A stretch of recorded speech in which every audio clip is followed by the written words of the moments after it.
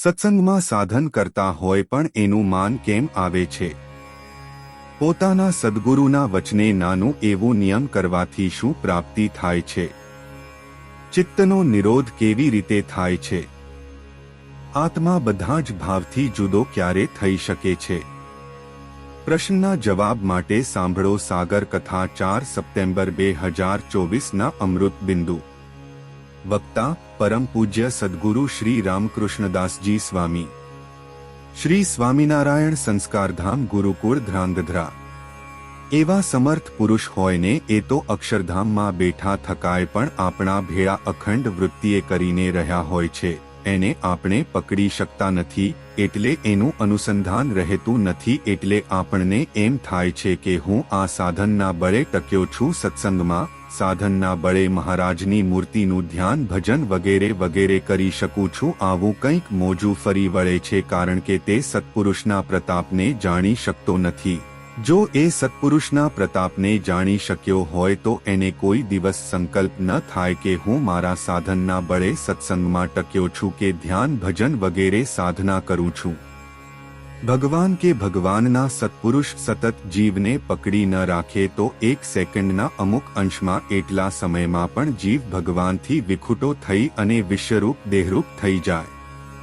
હવે આપણી એક પ્રકૃતિને ટાળવા માટે મહાપુરુષ આપણી માટે કલાકો અને દિવસોના દિવસો સમયનો સમય ચિંતન કરતા હોય છે. એના ચિંતનના મૂલ્ય સમજી આપણે એનો બદલો આપી શકીએ છીએ કે નથી આપી શકતા વિચારવું. એનો બદલો આપવા માટે શ્રેષ્ઠ જીવન, શ્રેષ્ઠ વિચાર, શ્રેષ્ઠ આચરણ, શ્રેષ્ઠ સમર્પણ જોઈએ તો કરી શકાય.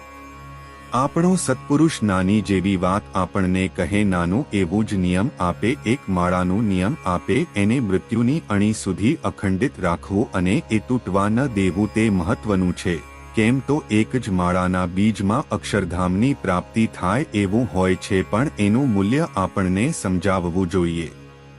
પરમાત્માનું અખંડ ભજન કરો. તમારો એક સેકન્ડનો સમય, સેકન્ડના અમુક અંશનો સમય પરમાત્માની મૂર્તિના સંબંધ વિનાનો ખોટો વ્યર્થ વ્યતીત ન થવો જોઈએ. આવો જે આત્મા હોય, આવી જેને ખટક હોય, તે આત્મા દેહના બધા જ ભાવથી જુદો થઈ શકે છે.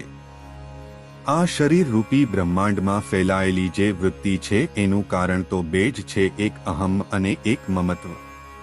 આ અહમ મમત્વને પરમાત્માને વિશે જોડી દે એટલે આત્મા નિર્વિકાર થઈ ગયો, વૃત્તિઓ બધી પ્રભુમાં કેન્દ્રિત થઈ ગઈ. આનું નામ કહેવાય પ્રભુમાં ચિત્ત જોડાઈ ગયું. અને એવા ભગવાનના સત્પુરુષની મરજીમાં રહે બસ હાથ જોડીને, એટલે આત્મા નિર્વિકલ્પ સ્થિતિને પામી ગયો. આટલી જ વાત છે.